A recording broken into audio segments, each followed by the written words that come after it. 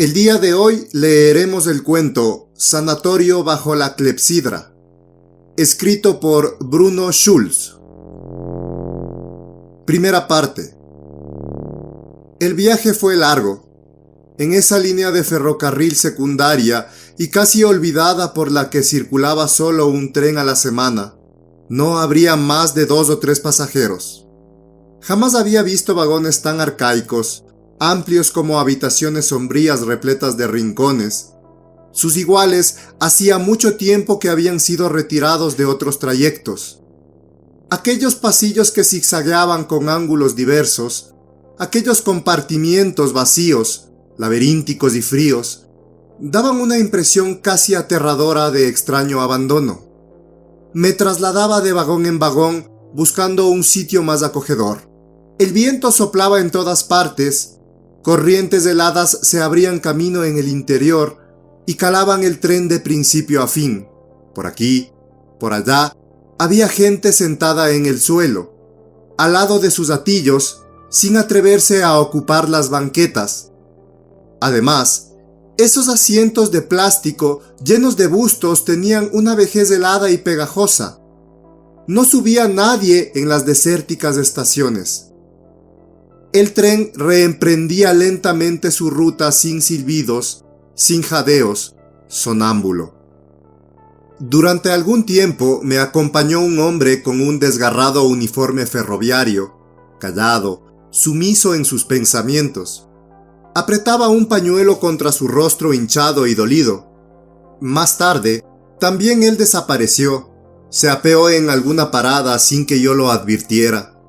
Quedó solo un hueco en la paja que cubría el suelo y una gastada maleta que había olvidado.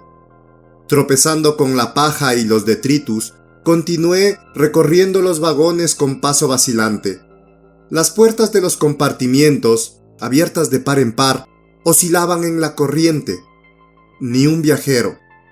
Al final encontré al revisor, de uniforme negro. Envolvía el cuello en un pañuelo negro, liaba sus bártulos, empaquetaba su linterna y el libro de servicio. «Ya llegamos, señor», dijo mirándome con los ojos totalmente en blanco. El tren se detenía con los últimos halos del vapor sin hacer ruido, sin traquetear, como si la vida le abandonase poco a poco. Se paró, todo silencioso y desierto. Ningún edificio. Al bajar, me indicó la dirección del sanatorio. Con la maleta en la mano, seguí en blanco el estrecho sendero que desembocaba en la penumbrosa frondosidad del bosque. Observaba el paisaje con curiosidad. El camino ascendente conducía a la cresta de una suave colina que abrazaba un vasto horizonte. El día era gris, apagado, sin acentos. Quizá debido precisamente a este aura pesada y pálida, toda la concavidad del horizonte oscurecía y, a la izquierda y derecha, el campo de batalla del amplio paisaje forestal, plegado por las grisáceas y lejanas copas de los árboles, se derramaba en chorros, en leves torrentes. Ese paisaje impávido y colmado de solemnidad parecía discurrir apenas percibido. Se deslizaba como el cielo cargado de nubes y movimientos ocultos. Las cintas fluidas del bosque susurraban y crecían en su propio murmullo, igual que la marea alta que, imperceptiblemente, invade la tierra. Entre la sombría dinámica del terreno forestal, el alto sendero blanco serpenteaba en la cresta de espacios acordes, empujado por enormes masas de apretadas notas musicales que terminaban absorbiéndolo. Corté una ramita de un árbol al borde del camino. El follaje era verde oscuro, casi negro. Tenía un color raramente saturado, profundo y bondadoso como el sueño poderoso y reconfortante. Y todas las tonalidades provenían del mismo grisor. Es el color que, a veces, adquiere el paisaje en el nublado oscurecer estival rociado con lluvias duraderas. Es la misma profunda y colmada redención, la misma torpeza resignada y definitiva que no busca la consolación del color. El bosque era oscuro como la noche, Yo iba a ciegas por la silenciosa alfombra de coníferas, cuando los árboles se distanciaron y resonaron bajo mis pies las vigas del puente. En su otro extremo, en medio del negror arbóreo, se dibujaron las grises paredes satinadas de ventanas del hotel bautizado con el nombre de Sanatorium. La doble puerta vítrea estaba abierta. Hacia ella llevaba el puente enmarcado por móviles balaustradas de ramas de abedul. En el pasillo reinaba la oscuridad y un silencio ceremonioso. Me dispuse a avanzar de puntillas, puerta a puerta, leyendo en la penumbra los números colocados encima. En la esquina topé por fin con una limpiadora que, jadeante, salía corriendo de un cuarto como si acabara de librarse de unas manos ávidas. Apenas comprendía lo que le decía. Debí repetírselo. Daba vueltas sin saber qué hacer. ¿Han recibido mi telegrama? Desplegó los brazos con una mueca de impotencia y su mirada esquivó la mía. Miraba de reojo una puerta semiabierta, esperando la ocasión de alcanzarla. Vengo desde lejos. Reservé por vía telegráfica una habitación en esta casa, dije con aire de impaciencia. ¿A quién he de dirigirme? Ella no lo sabía. ¿Podría usted entrar en el restaurante?, masculló confundida. Ahora todos están durmiendo. Cuando el señor doctor se levante, le anunciaré. ¿Durmiendo? Pero si es de día. Aquí siempre se duerme. No lo sabía. Además, añadió con coquetería, nunca llega la noche. Ya no quería huir. Retorciéndose, pellizcaba el encaje de su delantal. La dejé. Entré en el restaurante semioscuro. Vi unas mesas y un gran mostrador que ocupaba la anchura de la pared. Me alegré al ver la abundancia de tartas y pasteles que guarnecían los mostradores. Todo estaba vacío. Di una palmada y no obtuve ninguna respuesta. Me asomé a una sala contigua, más grande y más clara. Su gran ventanal, o loggia, daba a un paisaje ya conocido que, encuadrado, mostraba la tristeza y resignación de un fúnebre momento. Sobre los manteles se veían los restos de una reciente comida, botellas descorchadas, copas vaciadas por la mitad. Incluso quedaban todavía algunas propinas. Volví al bar y escruté los pasteles y patés. Tenían un aspecto muy sabroso. Pensé si sería conveniente que me sirviera yo mismo. Sentía un enorme apetito y, sobre todo, una especie de pastel crujiente con mermelada de manzana me hacía la boca agua. Estaba a punto de destapar con una cuchara de plata uno de los manjares, cuando noté detrás de mí la presencia de alguien. La asistenta entró con sus silenciosas zapatillas y tocó mi espalda. «El señor doctor le espera», dijo mirándose las uñas. Iba delante y, segura del magnetismo del juego de sus caderas, no se volvía. Se divertía fortaleciendo esa hipnosis, regulando la distancia entre nuestros cuerpos, mientras pasábamos junto a decenas de puertas. El pasillo oscurecía más y más. En la sombra predominante se frotó levemente contra mí. «Aquí está la puerta del doctor», musitó. «Entre, por favor». El doctor Gothard me recibió en el centro de la habitación. Era un hombre pequeño de estatura, anchos hombros y vello negro. «Recibimos ayer su telegrama», dijo. «Enviamos el coche del sanatorio, pero usted llegó en otro tren. Desgraciadamente, las conexiones con el ferrocarril no son buenas. ¿Qué tal se encuentra?» «¿Mi padre está vivo?», pregunté, fundiendo mis ojos intranquilos en su rostro sonriente. «Vive, por supuesto», replicó, aguantando pacientemente mi abrasadora mirada. «Quiero decir, vive dentro de los límites condicionados por la situación», añadió entrecerrando los ojos. «Usted sabe igual que yo que, desde el punto de vista de su familia, desde la perspectiva de su patria, su padre está muerto. Y esto no es completamente reparable. Esta muerte arroja una cierta sombra sobre su existencia en este lugar». «Pero mi padre no lo sabe». ¿No sospecha nada?, inquirí. Quédese tranquilo, contestó. Nuestros pacientes no adivinan nada. No pueden adivinar. Todo el truco consiste, añadió, dispuesto a presentar el funcionamiento del mecanismo con las manos, en que hicimos retroceder el tiempo. Nos retrasamos hasta un intervalo cuya duración es imposible determinar. La cuestión conduce a un simple relativismo. La muerte que alcanzó a su padre en su país, aquí no ha llegado todavía. En este caso, dije, mi padre está muy cercano a su muerte. No me comprende, prosiguió con un tono de paciente indulgencia. Nosotros reactivamos el tiempo pasado con todas sus posibilidades, incluyendo un posible restablecimiento. Me miraba sonriente y acariciaba su barba. Pero quizá quiera verlo ahora. Tal como lo deseaba, le reservamos la segunda cama de la habitación. Le acompañaré. Al sumirnos en el oscuro pasillo, el doctor Gothard comenzó a hablar en voz baja. Observé que calzaba unas zapatillas de fieltro iguales a las de la limpiadora. Dejamos dormir mucho a nuestros pacientes. Ahorramos su energía vital. Además, no tienen nada mejor que hacer. Se detuvo ante una de las puertas y se llevó un dedo a los labios en señal de silencio. Entré con suavidad. Su padre duerme. Es lo mejor que puede hacer ahora. Hasta la vista. Hasta luego, musité. Sentía como los latidos del corazón ascendían hasta la garganta. Apreté el picaporte. La puerta se dio sola y se abrió como los labios que se separan indefensos durante el sueño. Entré. La habitación estaba casi vacía. En una simple cama de madera, situada debajo de una pequeña ventana, dormía mi padre, envuelto en abundantes sábanas.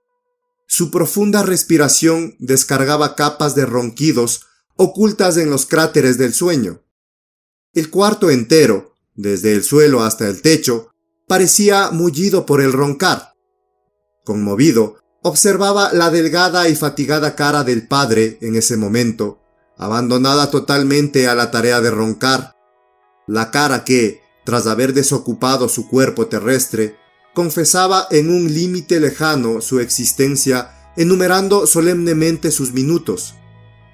No había ninguna cama más. Soplaba un viento glacial en la ventana. La estufa no estaba encendida. No parecen preocuparse mucho por sus pacientes, pensé. Un hombre en tal estado, dejado al pasto de las corrientes, y parece que aquí no limpia nadie. Una espesa capa de polvo cubría el suelo y la mesilla de noche con medicinas y un vaso de café frío. Había montones de pasteles en el bar mientras a los pacientes les daban café negro en lugar de algo más reconfortante. Sin embargo, esto era una pequeñez en comparación a los beneficios del tiempo retrasado. Me desvestí despacio y me deslicé en la cama de mi padre. No despertó. Únicamente su ronquido, por lo visto demasiado alto, descendió una octava, renunciando a su altivez declamatoria. Se transformó en un roncar privado para uso propio. Envolví cuidadosamente a mi padre en el edredón, protegiéndolo lo mejor posible de la corriente. Pronto me dormí a su lado. Segunda parte. Cuando me desperté, la habitación estaba sumergida en la penumbra. Mi padre, ya vestido y sentado en la mesa, bebía té mojando bizcochos azucarados. Llevaba un traje negro de paño inglés que se había comprado el pasado verano. El nudo de la corbata se soltaba. Viendo que yo no dormía, con una amable sonrisa dibujada en su rostro, empalidecido por la enfermedad. Me alegro mucho que hayas venido, Joseph. ¡Qué sorpresa! Me siento tan solo.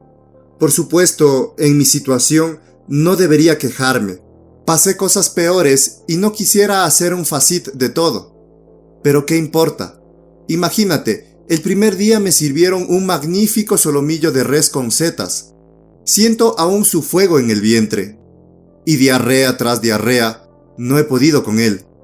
Tengo que darte una sorpresa, continuaba. No te rías, Alquilé un local para la tienda. Así es, y me felicito por esa idea. Me aburría, ¿sabes? Me aburría como una ostra. No te puedes hacer una idea del hastío que reina en el hotel. Y así he conseguido por lo menos una ocupación agradable. No creas que es una maravilla, en absoluto. El recinto es mucho más modesto que nuestro antiguo almacén. En comparación con aquel es una barraca. En nuestra ciudad me avergonzaría de tal tenderete, pero aquí, donde tenemos que trabajar tanto nuestras pretensiones, ¿no es así, Joseph? En fin, vivimos. Sus palabras me apenaron. Mi padre me aturdió al utilizar inadecuadamente ese concepto. Veo que tienes sueño, dijo al cabo de un rato. Duerme un poco más y después me visitarás en la tienda, ¿verdad? Precisamente me dirijo ahora allí para ver cómo marchan los asuntos. No te figuras lo difícil que fue conseguir el crédito ni con qué desconfianza tratan a los viejos comerciantes, a los que poseemos un pasado importante. ¿Recuerdas la óptica de la plaza del mercado? Nuestra tienda está justo al lado. Todavía no tiene el anuncio, pero la encontrarás de todas formas. Es difícil equivocarse. ¿Sales sin abrigo, padre?, pregunté inquieto. Date cuenta, se olvidaron de empaquetarlo y no lo encontré en el baúl. No echo de menos su falta. Este clima suave, esa dulce aura. Llévese el mío, padre, insistí. Tiene que abrigarse. Pero el padre ya se colocaba el sombrero. Agitó la mano despidiéndose y salió del cuarto. No tenía sueño. Me sentía descansado y famélico. Recordé con placer el bar repleto de pasteles y me vestí pensando en las diversas clases de manjares. Decidí, sin olvidarme del magnífico bizcocho relleno de cáscaras de naranja, otorgar la prioridad a la tarta de manzana. Me detuve ante el espejo para anudarme la corbata, pero su superficie, como un espejo cóncavo, ocultaba al fondo una imagen que centelleaba con su oscura profundidad. Acercándome y retrocediendo, intenté, sin conseguirlo, regular la distancia. Ningún reflejo escapaba de la plateada niebla que discurría. He de pedir otra nueva, pensé, y salí de la habitación. El pasillo estaba a oscuras. La impresión de silencioso ceremonial se acrecentaba con la llama azulada de un pequeño quinqué de gas que alumbraba en la esquina. En el dédalo de puertas, cornisas y escondites, me resultaba difícil encontrar la entrada del restaurante. Saldré a la ciudad, decidí de repente. Comeré algo afuera. Seguro que habrá una buena pastelería.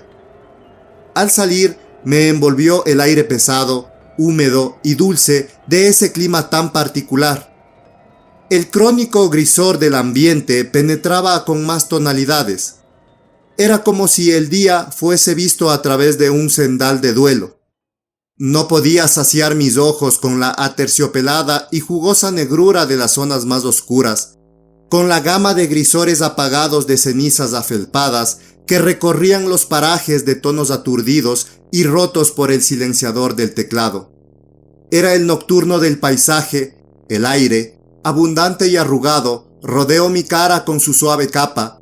Tenía el sabor dulzón del agua de lluvia estancada.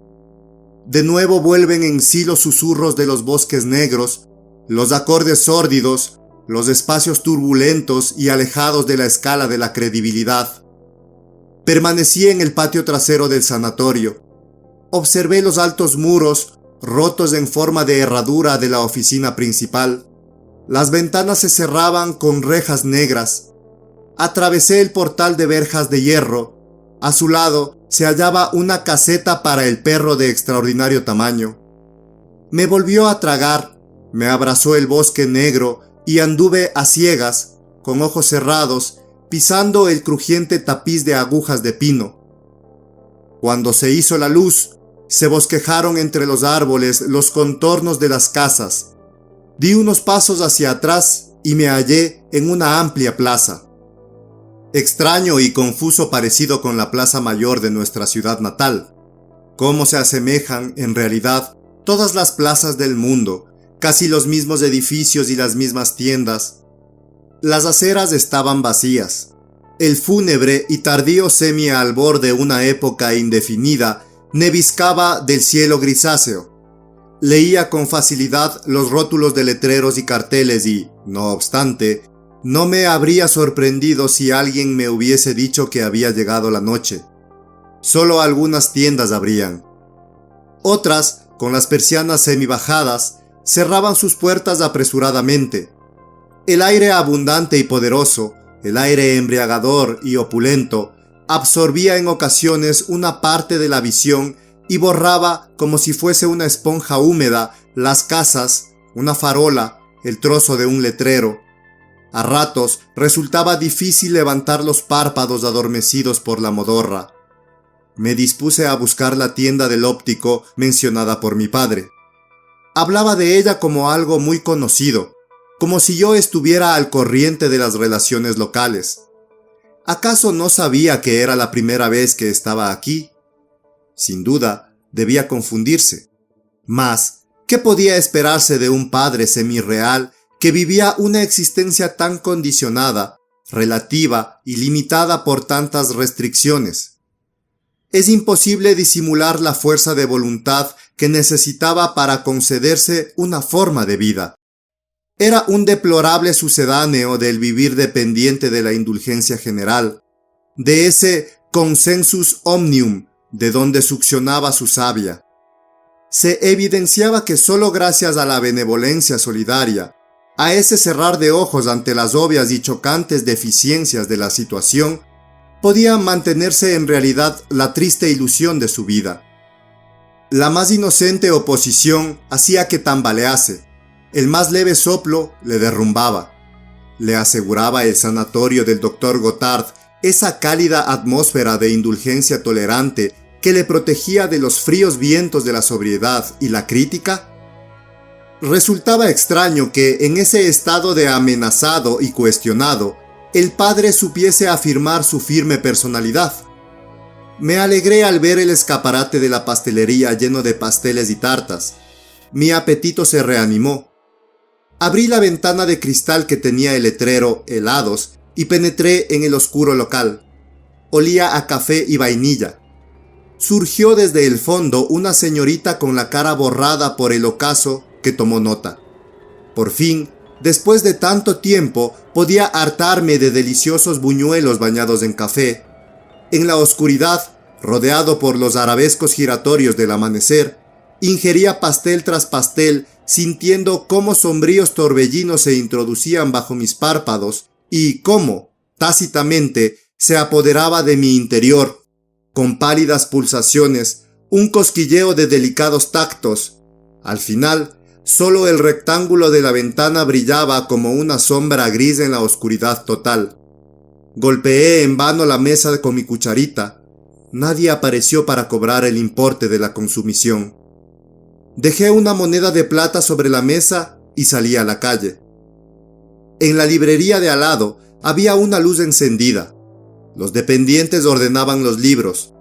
Pregunté por la tienda de mi padre y un muchacho servicial se acercó hasta la puerta para indicármelo. «Es justo el segundo negocio después del nuestro», indicó. El portal era de vidrio y el escaparate, aún sin terminar, estaba tapado con un pliego de papel gris. En la entrada avisté con sorpresa que los clientes llenaban la tienda. Mi padre, detrás del mostrador, sumaba, ensalivando el lápiz con frecuencia, una larga cuenta. El cliente, inclinado sobre el mostrador, seguía con el dedo índice cada nueva cifra contando a media voz. El resto de los visitantes seguía en silencio. Mi padre me envió una mirada por encima de las gafas y me dijo, sujetando su dedo en la posición en que lo había detenido: «Hay una carta para ti. Está en el escritorio, entre los papeles». Y de nuevo se hundió en las operaciones. Mientras tanto, los dependientes separaban las mercancías compradas y las envolvían atándolas con cuerdas.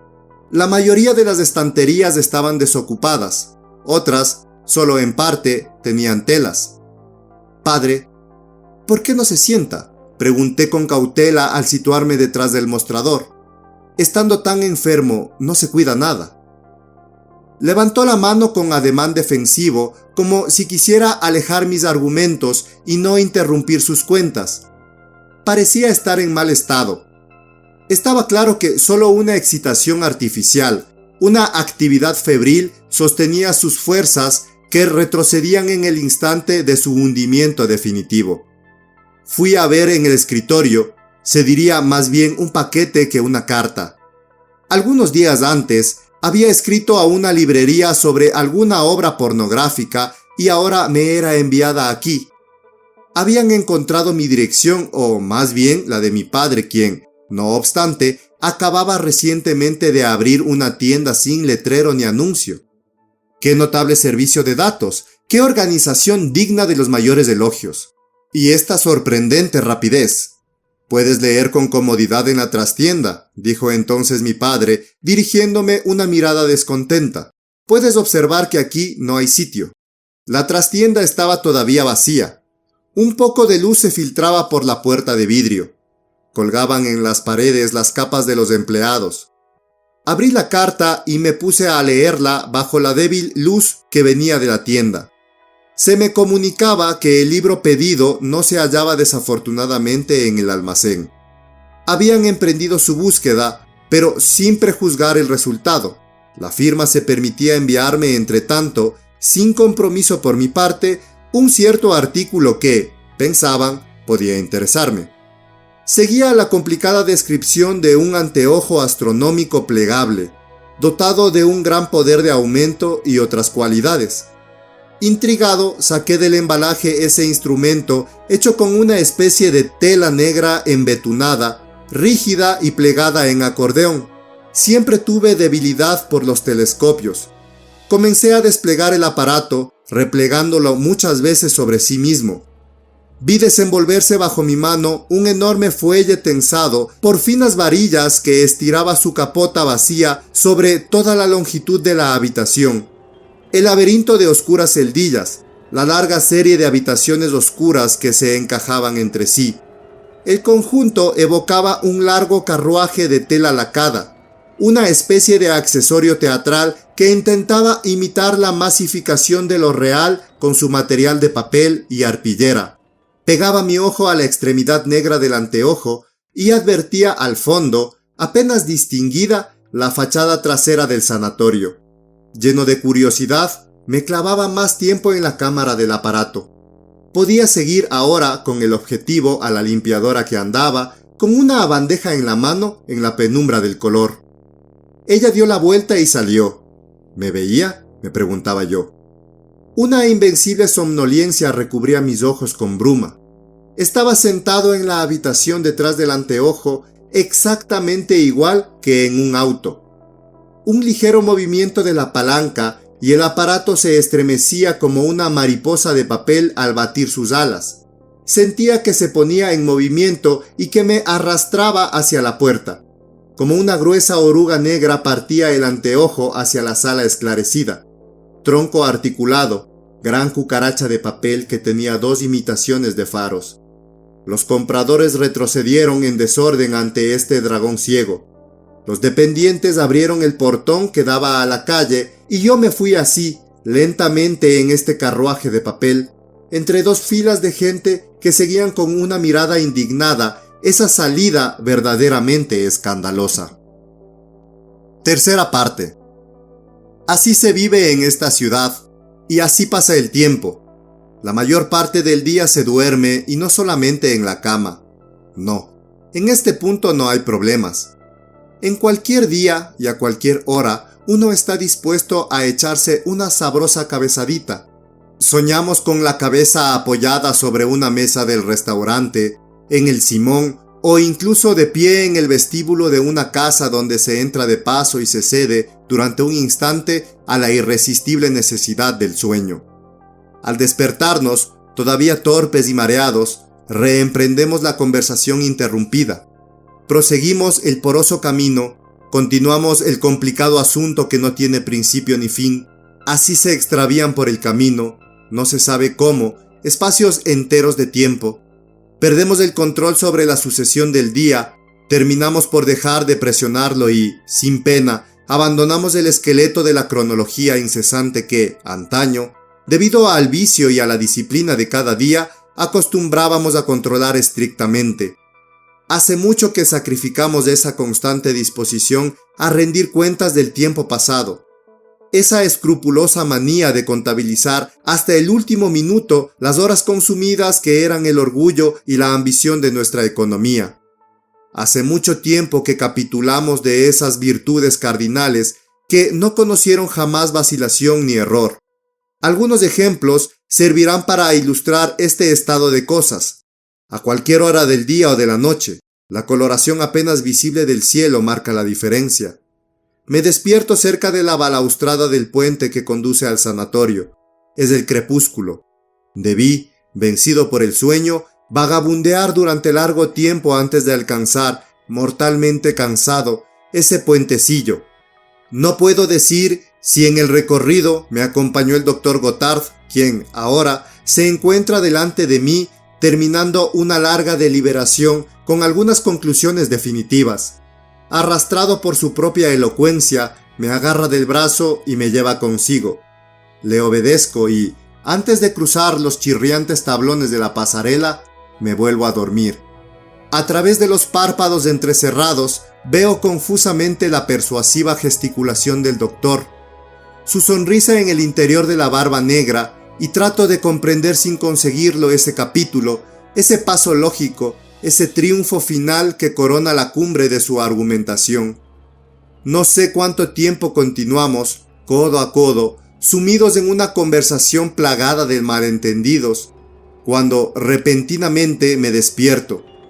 El doctor Gothard ya no está y es noche profunda, mas ello se debe a que tengo los ojos cerrados. Los abro y me encuentro en una habitación desconocida. He aquí otro ejemplo aún más drástico. A la hora de comer, entro en un restaurante de la ciudad, en el barullo confuso y desordenado de los comensales. ¿Y a quién veo en medio de la sala, delante de una mesa que se hunde bajo el peso de los alimentos? A mi padre. Todos los ojos se fijan en él y éste, resplandeciendo con un alfiler de brillantes, insulsamente animado y eufórico hasta el éxtasis, se dobla afectuosamente a todos los lados manteniendo una prolija conversación con los presentes. Con un ardor artificial que no pude observar sin inquietud, pide platos diferentes que se amontonan sobre la mesa. Sin haber acabado el primero, los va acumulando con deleite a su alrededor. Chascando la lengua, mascando y hablando a la vez, demuestra con gestos y rictus estar muy satisfecho por el banquete y, con la mirada encantada, sigue a don Hadas, el camarero, dándole sin cesar nuevas órdenes con una sonrisa amorosa. Y cuando el mozo, agitando la servilleta, corre a cumplirlas, el padre, implorando, hace un llamamiento general y toma a todos por testigos del irrefutable hechizo de ese Ganímedes. «Un muchacho inestimable», exclama con una sonrisa feliz entrecerrando los ojos. «Un ángel. Reconozcan, señores, que es encantador». Me retiro de la sala disgustado sin que él me haya advertido. Si hubiera sido puesto por la dirección del hotel para animar a los huéspedes, no se habría comportado de forma más provocativa y ostentosa. Con la cabeza humeante me dirijo a casa, tambaleándome por las calles. Apoyo la cabeza sobre un buzón y echo una corta siesta. Al final, tanteo en la oscuridad el portal del sanatorio y entro. La habitación está oscura. Aprieto el interruptor, pero la electricidad no funciona. Sopla el frío desde la ventana. La cama chirría en la tenebrosidad. El padre levanta la cabeza de las sábanas y dice: «Oh, Joseph, Joseph, hace 2 días que estoy aquí sin ningún cuidado. Los timbres están cortados. Nadie viene a verme y hasta mi propio hijo me abandona.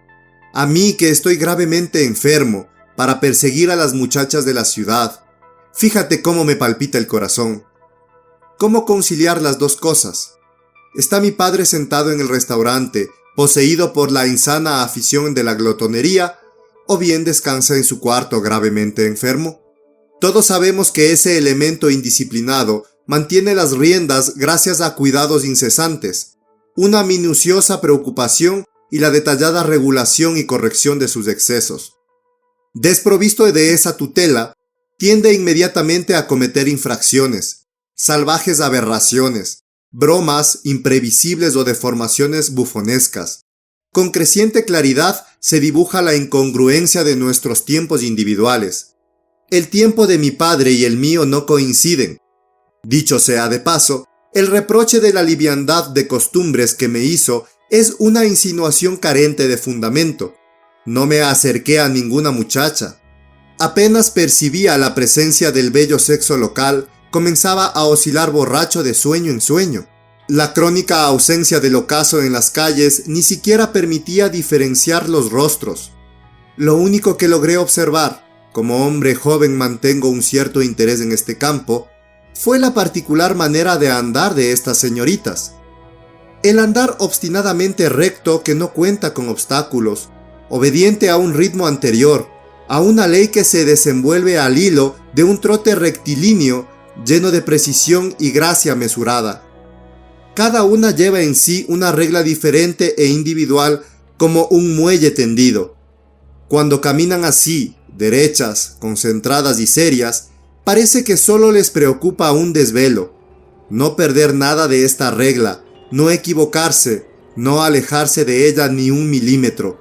Entonces se hace evidente que aquello que, con tanta atención y cuidado llevan, no es otra cosa que una idea fija de su propia perfección que, al someterse a la fuerza de su convicción, se realiza. Es una especie de anticipación emprendida con riesgo propio, sin garantía, un dogma intocable elevado por encima de toda duda. Qué faltas y defectos, qué narices respingonas o chatas, qué pecas y granos contrabandean con bravura tras el escudo de la ficción. No hay fealdad ni vulgaridad que la elevación de esa fe no empuje hacia el imaginario firmamento de la perfección. Gracias a la fe sus cuerpos embellecen y las piernas, realmente bien formadas y elásticas, calzadas impecablemente, hablan en su andar, explican el fluido y centelleante monólogo de sus pasos, la riqueza de la idea que el rostro hermético silencia por orgullo. Esconden las manos en los bolsillos de sus cortas chaquetas apretadas, en el café, en el teatro, cruzan las piernas descubiertas hasta la rodilla con elocuente silencio. Esta es, de pasada, una de las peculiaridades de la ciudad. Ya mencioné la tenebrosa vegetación.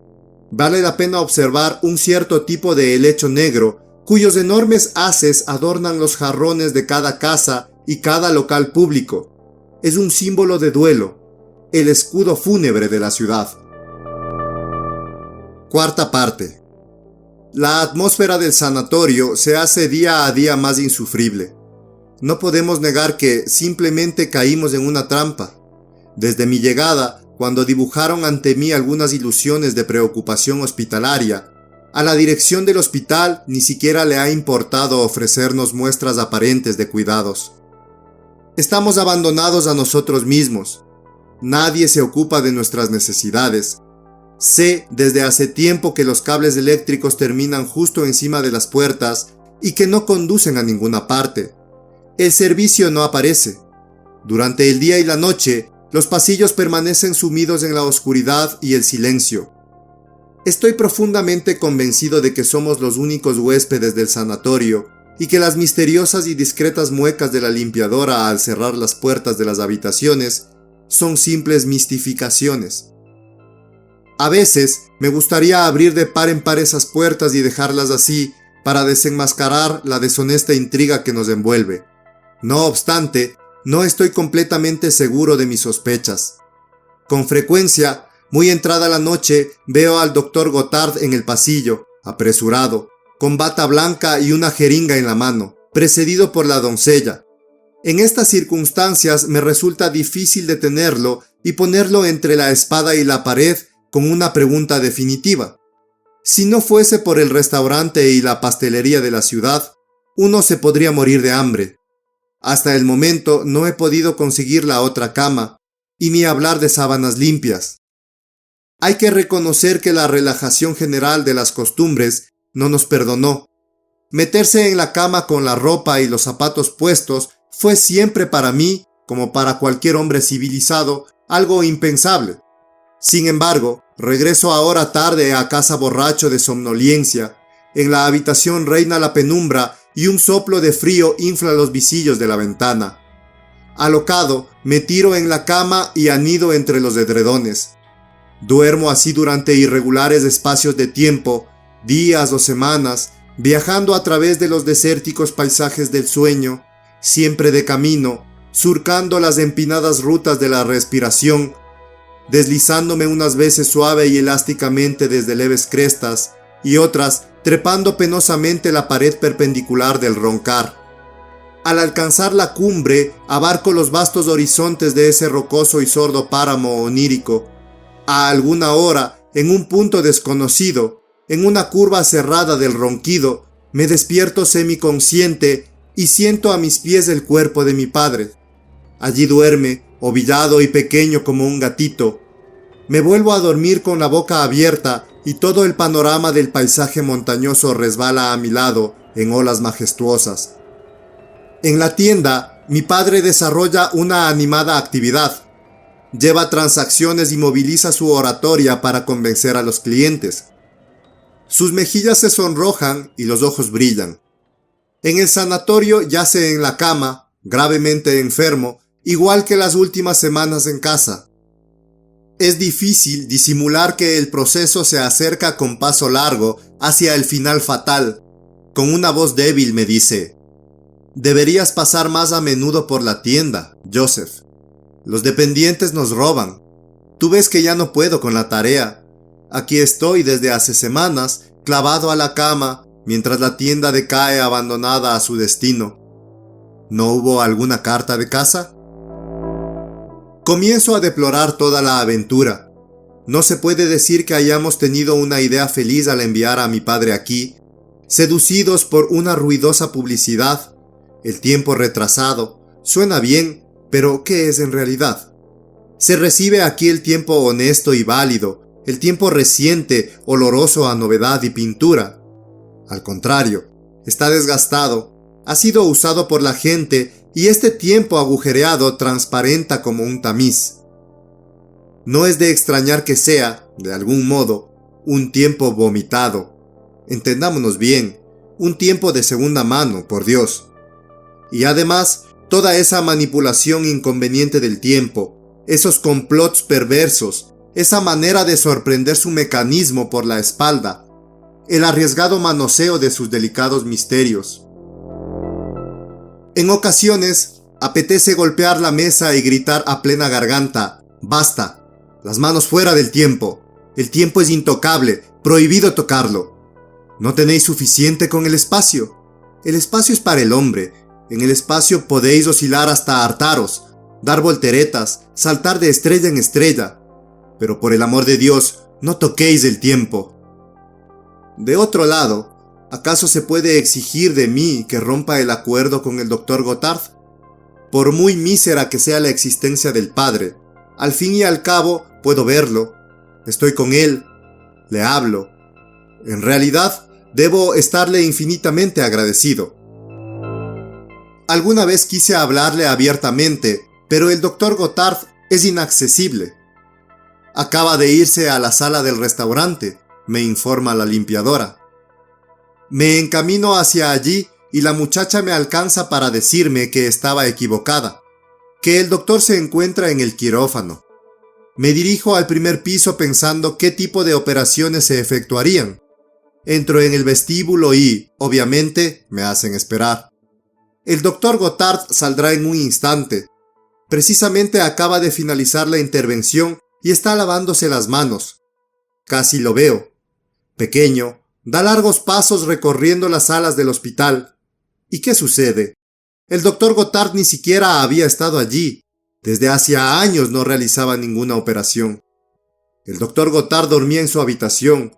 Su barba negra apuntaba al aire.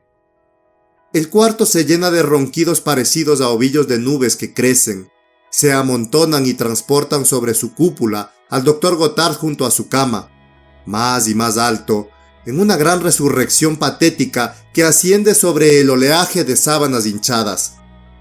Ocurren cosas todavía más extrañas, cosas que oculto ante mí mismo, cosas fantásticas por su absurdidad.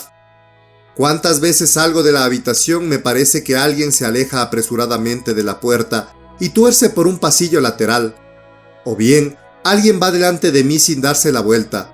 No es la enfermera. Sé quién es. ¡Mamá!, exclamo con la voz temblando de excitación. Y la madre se mueve un momento y me mira con una sonrisa implorante. ¿Dónde estoy? ¿Qué sucede? ¿En qué madriguera me enredé? Quinta parte. No sé si es la influencia de la estación tardía, pero los días toman un color más solemne. Se ensombrecen, oscurecen. Es como si mirásemos el mundo a través de unas gafas negras. El paisaje es el fondo de un acuario de pálida tinta. Los árboles, las gentes y las casas se funden en contornos negros que tremolan como plantas submarinas en la hondura de la profundidad de tinta. Los alrededores del sanatorio están repletos de perros negros. De varios tamaños y formas, barren al anochecer los caminos y senderos sumidos en sus asuntos caninos, silenciosos, tensos y atentos. Pasan corriendo de 2 en 2, de 3 en 3, con los cuellos estirados, levantadas las puntiagudas orejas, y un plañidero sonido del sigiloso aullido se escapa de sus gargantas, señalando una honda indignación. Preocupados con sus problemas, prisas, siempre en camino, siempre persiguiendo un final incomprensible. Apenas se fijan en los transeúntes. Solo en alguna ocasión los escrutan fugazmente con su mirada visca y tenebrosa, dejando percibir una rabia frenada por la falta de tiempo. A veces dejan escapar su ira y se acercan gruñendo, la cabeza agachada, al maleolo de la pierna renunciando a su objetivo a mitad de camino y continuando en la lejanía sus danzas perrunas. No hay remedio que oponer a esta plaga de perros.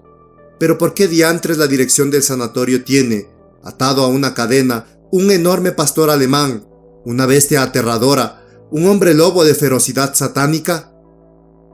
Se me pone la carne de gallina cuando paso al lado de la caseta donde él está inmóvil, sujeto con una corta cadena, el peludo cuello salvajemente erizado y la maquinaria de su grandiosa boca llena de colmillos.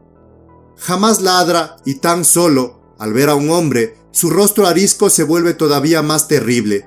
Sus rasgos se congelan en la expresión de un odio insondable y, alzando pausadamente su horrible hocico, es sacudido por las convulsiones de un ardiente aullido, sacado del fondo del odio, en el que se concentra el dolor y la desesperación de la impotencia.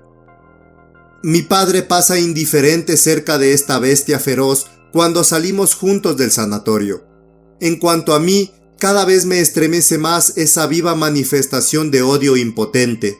Ahora, supero en 2 cabezas a mi padre, quien, pequeño y delgado, camina a mi lado con su diminuto paso de anciano. Al aproximarnos al mercado, vemos un movimiento inusual. Las multitudes recorren las calles, nos llegan noticias increíbles sobre la entrada de un ejército enemigo a la ciudad. En medio de la consternación general, la gente transmite informaciones alarmantes y contradictorias. Es difícil de comprender. ¿Una guerra no precedida de negociaciones diplomáticas?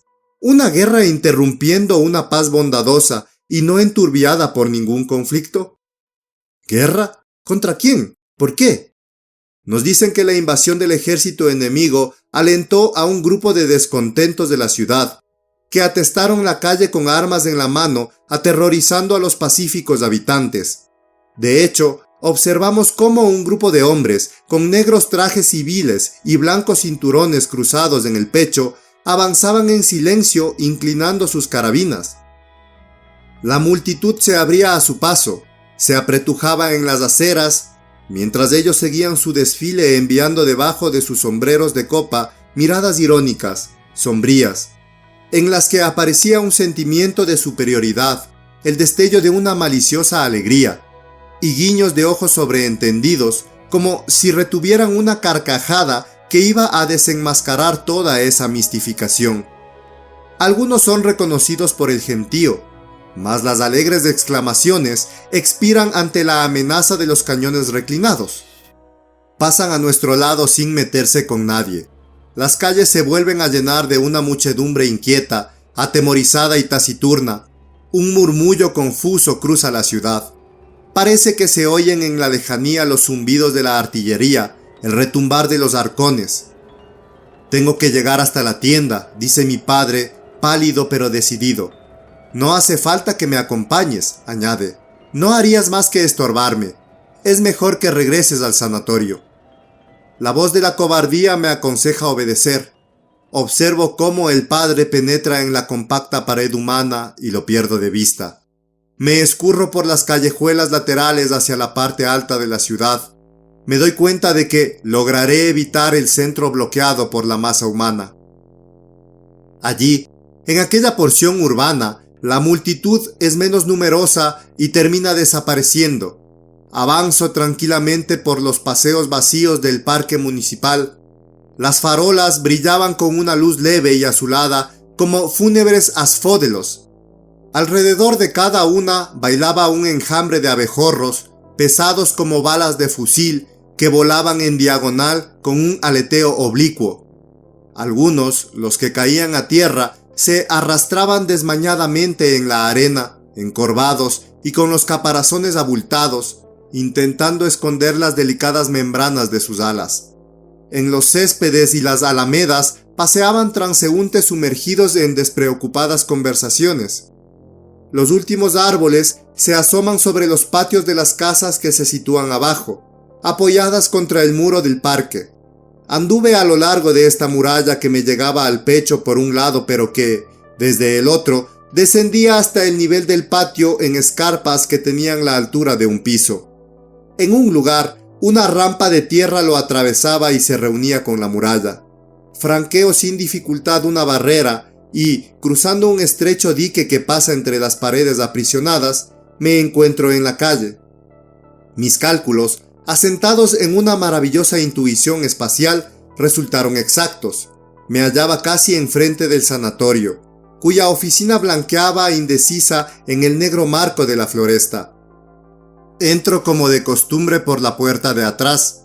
Supero por el portón la cerca metálica y percibo desde lejos al perro en su puesto. Me estremezco con un escalofrío de aversión al verlo.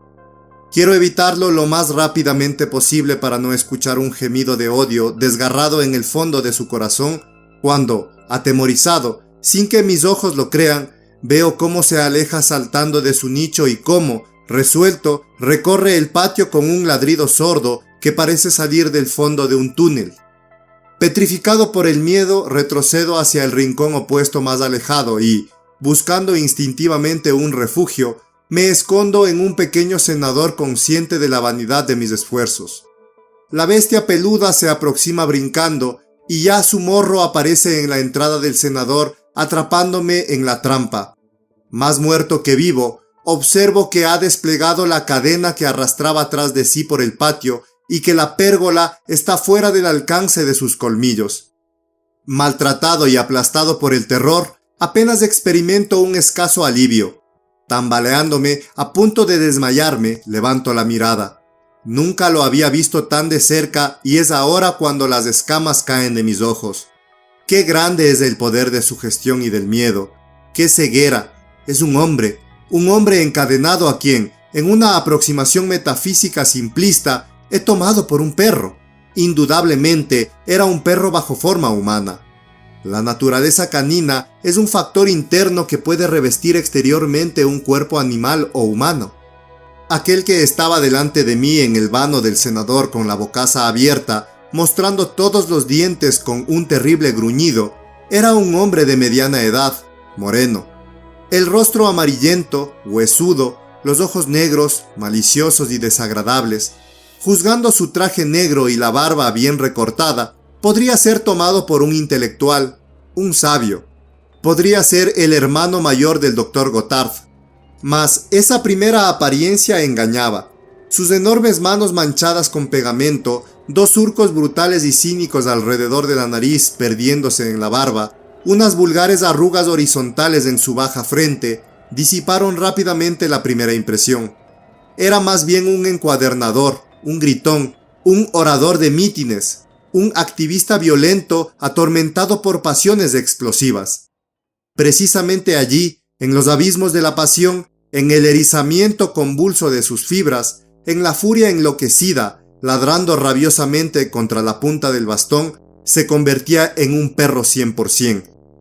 Si franqueara la pared trasera del senador, pienso, estaría totalmente a salvo de su rabia y alcanzaría la puerta del sanatorio. Estoy a punto de pasar las piernas por la barandilla cuando, repentinamente, me detengo en la mitad del movimiento, sintiendo que sería demasiado cruel irse así y dejarlo con su rabia sin límite. Me imagino su enorme desilusión, su dolor inhumano al verme escapar de la trampa, alejándome para siempre. Me quedo, me acerco a él y con voz tranquila, natural, le digo: tranquilícese, lo voy a soltar. Al oírlo, su cara, convulsionada por temblores, vibrante de rugidos, se relaja, se apacigua y emerge su rostro casi humano.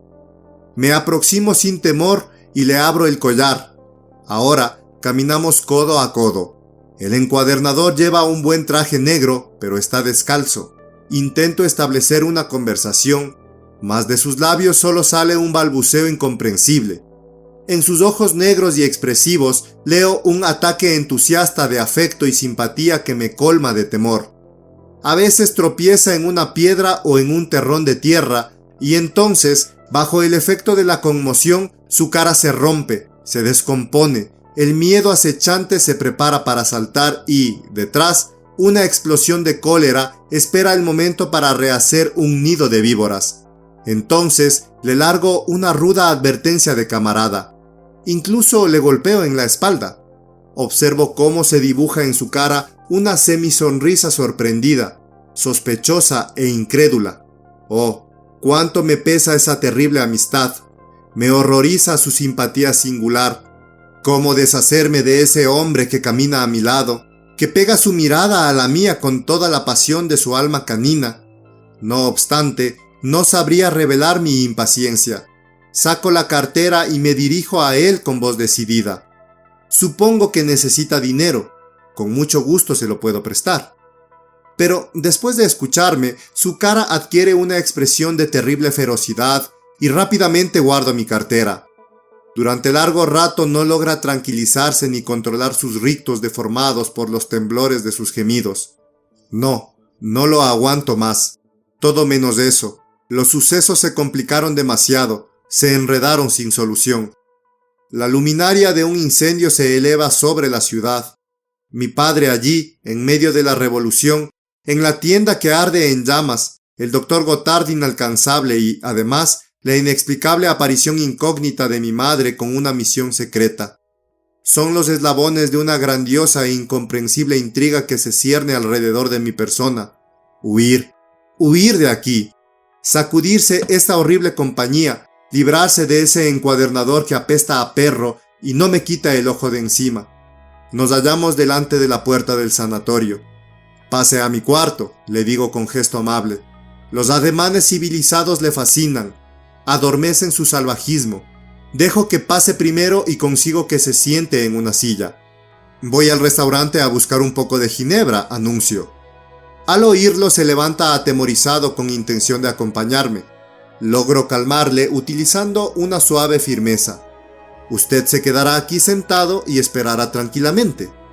Mi voz es profunda, vibrante, tiembla en el fondo con un miedo oculto, se vuelve a sentar y esboza una sonrisa insegura. Salgo y, despacio, avanzo por el pasillo, bajo la escalera, cruzo el corredor hacia la salida, dejo atrás el patio, franqueo el portal, cierro las rejas de hierro y comienzo a correr, faltándome el aliento y sintiendo el pulso en las sienes, por la sombría alameda que conduce a la estación del ferrocarril.